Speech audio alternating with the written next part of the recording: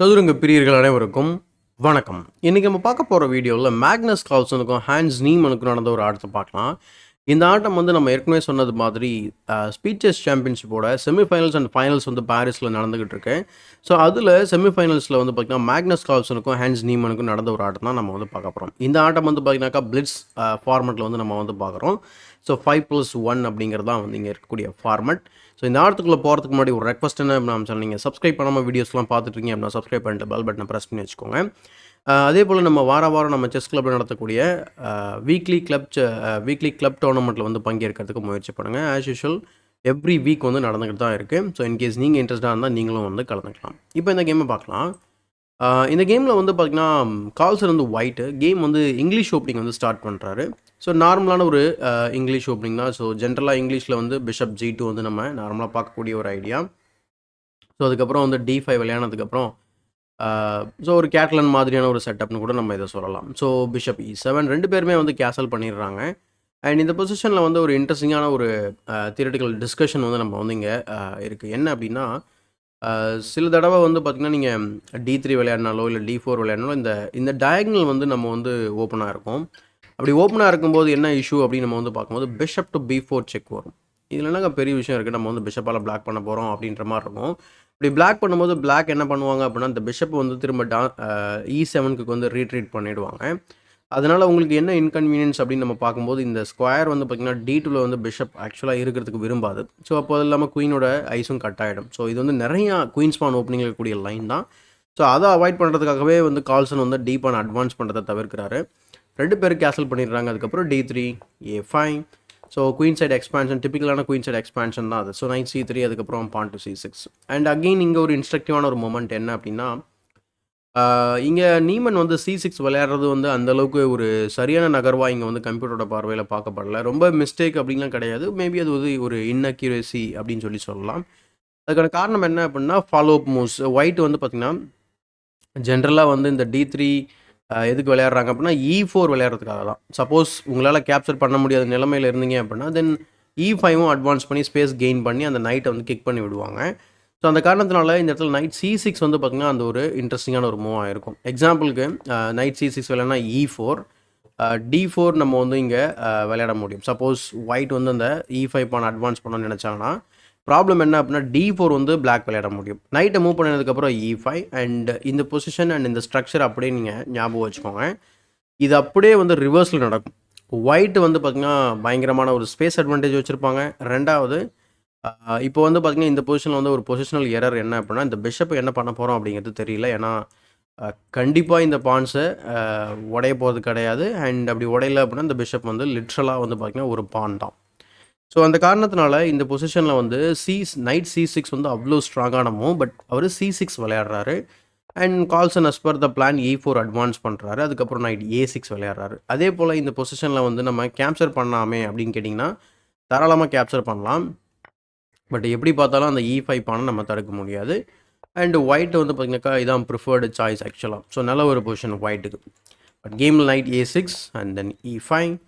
E5 Knight D7 போனதுக்கப்புறம் இந்த பொசிஷனில் வந்து D4னால் நம்ம இப்போதைக்கு விளையாட தேவையில்லை.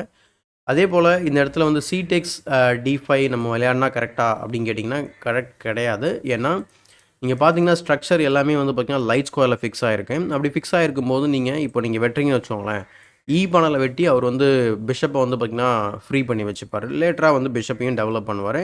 அண்ட் இங்கே கூட நம்ம ஏதாவது ஒரு பீஸை நம்ம விற்கிறதுக்கான வாய்ப்புகள் இருக்கும். அதனால் கால்சன் வந்து பார்த்திங்கன்னா கிங் சைடில் வந்து H4 அட்வான்ஸ் பண்ணுறாரு.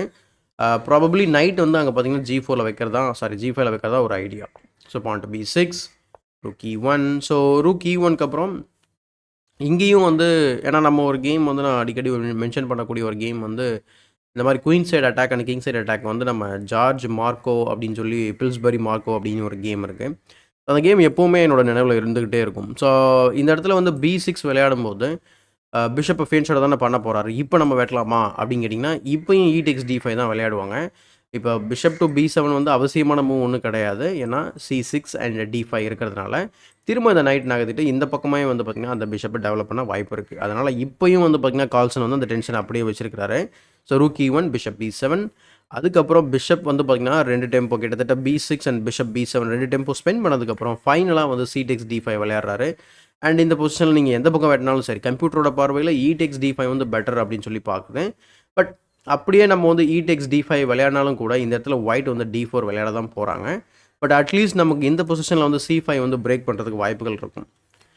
கேமில் வந்து C-Takes D5 விளையாடுறதுனால அப்போது இந்த D பானுக்கு காம்படிட்டிவான பானை C பானை, அந்த C பானை இல்லாதனால ரொம்ப ரொம்ப சூப்பரான பொசிஷன். அந்த பொசிஷன் ஒரு இடத்துல ஞாபகம் வச்சுக்கோங்க அப்படின்னு சொன்னேன் இல்லைங்களா, அது இதுதான். அதே போல் இப்போ ஒயிட் வந்து பார்த்திங்கன்னா சென்டரில் ஸ்பேஸ் கெயின் பண்ணியிருக்கிறாரு. D பானை வந்து பார்த்திங்கன்னா என்ன சொல்கிறது, அன்சேலஞ்சு பான், சேலஞ்சே பண்ண முடியாது உங்களால். ஸோ இந்த பிஷப் வந்து பார்த்திங்கன்னா for the rest of the game இது வந்து ஒரு பானாக தான் ஆக்ட் ஆக போகுது. ஸோ எப்படி அதை ஆக்டிவேட் பண்ணுறாரு அப்படின்னு சொல்லி பார்ப்போம். ஸோ பிஷப் C6, அதுக்கப்புறம் night to G5. So night to G5 வந்ததுக்கப்புறம் இதுக்கப்புறம் ஆக்சுவலாக கால்சன் வந்து கிங் சைடில் வந்து அட்டாக் பண்ண பார்க்குறாரு, செக்மேட் பண்ண பார்க்குறாரு. லிட்டரலாக queen H5, queen H7 checkmate. So இதுதான் வந்து அவரோட பிளான். ரொம்ப சிம்பிளான பிளான். இது தடுக்க முடியுமா அப்படின்னு கேட்டிங்கன்னா தாராளமாக தடுக்கலாம். பட் இங்கே வந்து அவர் என்ன பண்ணுறாரு அப்படின்னா B5 விளையாடுறாரு, குயின் H5 அலோவ் பண்ணுறாரு. என்ன கேட்டிங்கன்னா இந்த இடத்துல நீங்கள் குயின் H5 அலோவ் பண்ணவே தேவையில்லை அப்படின்னு தான் நமக்கு தோணும். அதே போல் இந்த இடத்துல அதை அலோவ் பண்ணக்கூடாதுன்னா நீங்கள் மட்டும் G6 விளையாடக்கூடாது. சப்போஸ் நீங்கள் G6 விளையாடிங்க அப்படின்னு சொன்னாக்கா இன்னும் மோசமான நிலமை. ஏன்னா டார்க் ஸ்கொயர்ஸ் எல்லாம் கம்ப்ளீட்டாக நீங்கள் வீக் பண்ணுறீங்க. ஆனால் இங்கே வந்து அவர் என்ன பண்ணுறாரு அப்படின்னா B5 ஆடிருக்காரு. பட் கம்ப்யூட்டரோட பார்வையில் H6 வந்து பார்த்திங்கன்னா ரொம்ப பெஸ்ட்டாக தெரியுது. காரணம் என்ன அப்படின்னா நம்ம இமீடியட்டாக நைட்டை கிக் பண்ணுறோம். Suppose night H3, night F4, night H5 வந்து பிளான், டெஃபினட்டாக ஒரு பிளான் தான். இதேமாதிரி 2-3 லைன் வந்து நம்ம பார்ப்போம். கேம்லேயும் ஒரு லைன் வந்து நடந்திருக்கு. ஸோ நைட் H3 போனதுக்கப்புறம் night F5 and then night F4, night H5 வந்து பிளானு. அதுக்கப்புறம் குயின் டு G4. கண்டிப்பாக அட்டாக்கிங் பிளான் இருக்க தான் செய்யுது. In some variations bishop and H6 கூட நமக்கு ஒரு பாசிபிலிட்டியாக தான் இருக்குது. பட் இருந்தாலும் இதுதான் வந்து பெஸ்ட் சாய்ஸ். பட் B5 விளையாடுறதுனால அவர் குயின் சைடில் வந்து அவர் வந்து கவுண்டர் அட்டாக் பண்ணுற மாதிரியான ஒரு வாய்ப்பு. But queen H5 threatening mate. So அப்போ வந்து பிஷப்பை வந்து கொடுத்துட்றாரு. ஸோ இப்போயுமே நீங்கள் H6 விளையாடலாம். ஆனால் H6 விளையாடினதுக்கப்புறம் நான் ஏற்கனவே சொன்ன மாதிரி நைட்டை பின்னாடி கொண்டு வந்ததுக்கப்புறம் bishop and H6, G into H6, queen into H6 அது ரொம்ப ஸ்ட்ராங்காக இருக்க வாய்ப்புகள் இருக்குது. ஸோ மேபி இந்த பிஷப்பை மூவ் பண்ணிவிட்டு கிங் G2 அண்ட் தென் ரூக்கை இன்வால்வ் பண்ணோம் அப்படின்னா ரொம்ப கஷ்டம். ஏன்னா பொசிஷனில் ஸ்பேஸ் வந்து பார்த்திங்கன்னா ரொம்ப ரெஸ்ட்ரிக்டடாக இருக்குது அப்படிங்கிறதுனால. ஸோ பிஷப் டெக்ஸ் G5 அப்புறம் பிஷப் டெக்ஸ் G5 இப்போ வந்து பார்த்திங்கன்னா ஒரு டார்க் ஸ்கொயர் பிஷப் வந்து கொடுத்துருக்காரு. தட் மீன்ஸ் நம்ம டார்க் ஸ்கொயரில் வந்து பார்த்திங்கன்னா கம்பீட் பண்ணுறதுக்கு, அந்த பிஷப்பை எதிர்த்து போராடுறதுக்கு ஒரு பிஷப் இல்லை அப்படிங்கிறது தான். ஸோ குயின் E8 போகிறாரு, preparing the move pawn to F5. அதனால் அதை தவிர்க்கிறதுக்காக குயின் G4. சப்போஸ் நீங்கள் வந்து இப்போது இந்த பிஷப் வந்து பார்த்திங்கன்னா அன்டிஃபெண்டாக இருக்குது, நம்ம ஒரு எக்ஸ்ரே கிரியேட் பண்ணலாம்னு பண்ணிங்கன்னா தென் F5. ஸோ F5க்கு அப்புறம் நீங்கள் குயின் ட்ரேட் பண்ணியே ஆகணும். அப்படி இல்லை நீங்கள் குயினை வந்து ட்ரா பண்ணதுனா பின்னாடி ட்ரா பண்ணிக்கலாம். அண்ட் அதுக்கப்புறம் பெருசாக ஒன்றும் கிடையாது ஆக்சுவலாக ஒயிட் அட்டாக் பண்ணுறதுக்கு. கண்டிப்பாக வந்து ஒயிட் வந்து பெட்டர் தான் because of the space advantage and the bishop pair. But இருந்தாலும் ஒன்றும் பெரிய இமீடியட் அட்டாக் கிடையாது. So queen G4, king H8 போயிடுறாரு. ஏன்னா த்ரெட் வந்து bishop to H6 or bishop F6. So அந்த காரணத்தினால king H8, rook AC1. So bishop அந்த டார்கெட் பண்ணுறாரு. நைட் B6 போகிறாரு. நைட் B6 மூலயமா குயின் வந்து பிஷப்புக்கு பாதுகாப்பு கொடுக்குது. Knight E2. ஸோ நைட் E2ஓட ஐடியா என்ன அப்படின்னா, ஏன்னா அந்த ஒரு நைட்டு கொண்டு போன நைட்டு தான் அவர் வெட்டி போட்டார். ஸோ அதனால் வந்து இன்னொரு நைட்டை வந்து கொண்டு போகிறாரு. Night F4, night H5 is a natural plan. Plus வந்து பார்த்திங்கன்னா குயின் வந்து பிஷப்போட டிஃபென்ஸில் டை ஆகிருக்கு. ஸோ நைட் டு B4 வந்து பானை அட்டாக் பண்ணுறாரு. பட் அதை பற்றி கொஞ்சம் கூட கவலைப்படலை இங்கே கால்சன். நைட் F4, அதுக்கப்புறம் நைட் டேக்ஸ் A2. ரூக் அட்டாக்ல இருக்குது. நீ ரூக் வேணா வச்சுக்க, எதனா வச்சுக்க, பட் எனக்கு கிங்கை கொடுத்துருன்னு சொல்லிட்டு நைட் H5 ஒரு பிரில்லியண்டான ரூக் சாக்ரிஃபைஸ் வந்து இங்கே விளையாடுறாரு. காரணம் என்ன அப்படின்னா, இந்த பொசிஷனில் நீங்கள் நைட்டை வந்து பார்த்திங்கன்னா ரூக்கை வந்து வெட்ட முடியாது.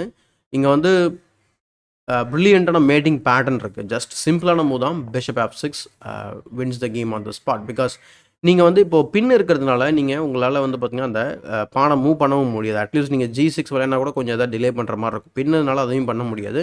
ரூக் G8 போட்டிங்கன்னா இந்த மாதிரி நம்ம செக்மேட் பண்ணிடலாம். ஸோ இதுதான் வந்து கால்சனோட ஐடியா. ஸோ அதனால் அந்த ரூக்கை இப்போதைக்கு நம்ம டச் பண்ண முடியாது. ஸோ ரூக் டு G8 போகிறாரு. பின்ன அதுக்கப்புறம் night to F6, another brilliant move. I think இதுக்கு ஒரு பிரில்லியன்ட் மூவ் நம்ம வந்து ஆட் பண்ணியே ஆகணும். ஸோ நைட் F6 பிகாஸ் இப்போயும் நீங்கள் உங்களால் அக்செப்ட் பண்ண முடியாது. ஆக்சுவலாக கேமில் வந்து பார்த்திங்கன்னா அவர் என்ன பண்ணுறாருன்னா குயின் F8 வந்து விளையாடுறாரு. இது ஏன் பிரில்லியன்ட் மூவ் அப்படின்னா, நீங்கள் அக்செப்ட் பண்ணும்போது mate in 2. So rook G7 same kind of mating pattern. So அந்த காரணத்தினால அவர் குயின் F8 போகிறாரு. தென் அதுக்கப்புறம் குயின் H5. ஸோ அந்த நைட்டை வந்து பார்த்திங்கன்னா அப்படியே அட்டாக்ல விட்டுறாரு. திரும்ப ஏன்னா அவர் GF6 விளையாடினாலுமே வந்து பார்த்திங்கன்னா செக் இருக்க போது, ரூக் வந்து பின்னாக போகுது. பட் குயின் வந்து நகர்ந்ததை நம்ம கவனிச்சிருக்கணும். அப்போ C6ல் இருக்கக்கூடிய பிஷப் வந்து பார்த்திங்கன்னா பாதுகாப்பு இல்லாமல் இருக்குது. அப்போ தட் மீன்ஸ் நம்ம எப்போ வேணால் கேப்சர் பண்ணிக்கலாம். ரூக் G7 போட்டதுக்கப்புறம் ஃபைனலாக வந்து கால்சன் வந்து ரூக் இன்ட்டு C6 வந்து விளையாடுறாரு. ஸோ ரூக் இன்ட்டு C6 விளையாடுனதுக்கப்புறம் இந்த பொசிஷனில் வந்து ஹேண்ட்ஸ் நீமன் வந்து நைட் C4 விளையாடுறாரு. கால்சன் வந்து அடுத்த மூவ் வந்து நகர்த்ததுக்கு முன்னாடியே வந்து பார்த்திங்கன்னா இங்கே ஹேண்ட்ஸ் நீமன் வந்து ரிசைன் பண்ணிடுறாரு. ஸோ ஏன் ரிசைன் பண்ணணும் அப்படிங்கிறதுக்கு ஒரு ஷார்ட்டான ஒரு ஆன்சர் நம்ம வந்து பார்க்கலாம். இங்கே அகெயின் ஒரு தேர்ட் பிரில்லியன்ட் மூவ் வந்து அவர் அங்கே ஆக்சுவலாக செட்டப் பண்ணிக்கிட்டு இருக்கிறாரு. அதுதான் பிஷப் டேக்ஸ் D5. காரணம் என்ன அப்படின்னு பார்க்கும்போது ஒரு டிஃப்ளெக்ஷன் டாக்டிக்ஸ் தான் இது. ஜஸ்ட் வந்து பார்த்திங்கன்னா நம்மளுடைய பானுக்கு வந்து ஃபெசிலிட்டேட் பண்ணுறது ப்ளஸ் சில லைன்ஸ் வந்து ஓப்பன் பண்ணுறதுக்கு. E6 F into E6 ஆடினீங்க அப்படின்னா தென் பிஷப் டேக்ஸ் G7 வந்து பார்த்தீங்கன்னா rook C takes E6 followed by rook E8 வந்து ரொம்ப ஸ்ட்ராங்காக இருக்கும். சப்போஸ் நீங்கள் அதை தடுத்தீங்க அப்படின்னு சொன்னால் தென் பிஷப் டேக்ஸ் G7 செக். நீங்கள் வந்து குயினால் வெட்டலாம். குயினால் வெட்டினீங்கன்னா நைட்டு ட்ராப் ஆகும். So completely winning position for us. Plus நீங்கள் வந்து கிங்கால் வெட்டினீங்க அப்படின்னு சொன்னால் தென் queen E5 check and then இந்த நெக்ஸ்ட் மூவ் வந்து பார்த்திங்கன்னா நம்ம அந்த நைட்டை பிக்கப் பண்ணிடலாம். ஸோ இந்த காரணத்தினால ஈவன் நான் சொன்ன மாதிரி கால்சன் வந்து இந்த இடத்துல மூவ் பண்ணவே அவர் அலோவ் பண்ணலை. ஸோ அதுக்கு பதில் ஹேண்ட்ஸ் நீமன் அவரோட டர்ன் இருக்கும்போதே ரிசைன் பண்ணிடுறாரு. அவர் மூவ் பண்ணுறதுக்கு முன்னாடி இவர் ரிசைன் பண்ணிடுறாரு. ஸோ கண்டிப்பாக இந்த குயிக் அனாலிசிஸ் உங்களுக்கு பிடிச்சிருக்குன்னு நினைக்கிறேன். அப்படி பிடிச்சிருந்தா அந்த வீடியோக்கு ஒரு லைக் போடுங்க, மறக்காமல் மற்றவங்களுக்கு ஷேர் பண்ணுங்கள். இன்னும் நம்ம சேனல் சப்ஸ்கிரைப் பண்ணல அப்படின்னா சப்ஸ்கிரைப் பண்ணிட்டு பெல் பட்டன் ப்ரெஸ் பண்ணி வச்சுக்கோங்க. ஸோ இந்த கேம் நடந்து முடிஞ்சதுக்கப்புறம் கால்சன் வந்து ஃபைனல்ஸ்க்கு வந்து அட்வான்ஸ் பண்ணி போகிறாரு. ஸோ அதே சமயத்தில் நம்ம வந்து இப்போது ஸ்டாண்டிங்ஸ் அண்ட் ரிசல்ட்ஸ் பற்றி டிஸ்கஷன் பண்ணால் நல்லாயிருக்கும். ஸோ அதே சமயத்தில் ஹிகாருக்கும் அலிரிசா ஃபிரூஷாக்கும் நடந்த செமிஃபைனல்ஸ் ஆட்டத்தில் அலிரிசா ஃபிரூஷா வந்து பார்த்திங்கன்னா ரொம்ப பெரிய கேப்பில் ஹிகாரு வந்து பீட் பண்ணியிருக்காரு. ஸோ இதுக்கு முன்னாடி இந்த மாதிரி நடந்திருக்கா அப்படின்னு எனக்கு என்னோடய மெமரியில் இல்லை. ஸோ 16-11ன்றது கொஞ்சம் பெரிய ஒரு கேப்பு. அதே போல் இவர் ஓகே தான். ஸோ 5 பாயிண்ட்ஸ் டிஃப்ரென்ஸ், இங்கேயும் 5 பாயிண்ட்ஸ் டிஃப்ரென்ஸ். மோஸ்ட்லி வந்து பார்த்திங்கன்னா 0.5-1 அந்த மாதிரி தான் ஹிகாரு தோத்துக்கிட்டு இருந்தார், தோக்குற மாதிரி இருந்தால். அதர்வைஸ் அவர் தான் வந்து பீட் பண்ணிகிட்டு இருப்பார் ஸ்பீட் செஸ் சாம்பியன்ஷிப்பில். ஸோ அதனால் அவங்க 2 பேரும் வந்து பார்த்திங்கன்னா ஃபைனல்ஸ்க்கு வந்து அட்வான்ஸ் ஆகிடுறாங்க. அதாவது அலிரிசாவும் மேக்னஸ் கால்சனும் ஃபைனல்ஸ்க்கு அட்வான்ஸ் ஆகிடுறாங்க. அண்ட் தேர்ட் பொசிஷனுக்கு வந்து ஃபைட் பண்ணுறதுக்காக ஹிகாரும் ஹேண்ட்ஸ் நீமனும் வந்து போட்டி போடுறதுல ஹிகாரு 21 பாயிண்ட் எடுத்திருக்காரு, ஹேண்ட்ஸ் நீமன் ஜஸ்ட் 9 பாயிண்ட்ஸாக எடுத்திருக்காரு. ஸோ அந்தளவுக்கு டாமினேட்டிங் பர்ஃபார்மன்ஸ் வந்து ஹிகாரு கொடுத்துருக்காரு. ஸோ இன்றைக்கி வந்து பார்த்திங்கனாக்கா மேக்னஸ் கால்சனுக்கும் அலிரிசா ஃபிரூஷாக்கும் வந்து பார்த்திங்கன்னா ஃபைனல்ஸ் வந்து நடக்க போகுது. ஸோ இதுக்கு இடையில் ஹிகாருக்கும் அலிரிசாவுக்கும் நடந்த அந்த செமிஃபைனல்ஸ் ஆட்டத்தை நம்ம வந்து பார்க்கலாம். அதே போல் ஹிகாருக்கும் ஹேண்ட்ஸ் நீமனுக்கும் நடந்த ஆட்டத்தையும் பார்க்கலாம். அதே போல் மேக்னஸ் கால்சனுக்கும் அலிரிசா ஃபிரூஷாவுக்கும் நடக்க போகிற இந்த ஆட்டத்தை ஃபைனல் ஆட்டத்தையும் நம்ம வந்து பார்க்க போகிறோம். ஸோ இதே மேலே ஒரு பயனுள்ள வீடியோவுடன் உங்களை சந்திக்கும் வரை உங்களிடம் இந்த விடைபெறுவது உங்கள் சதுரங்க சாணக்கியன்.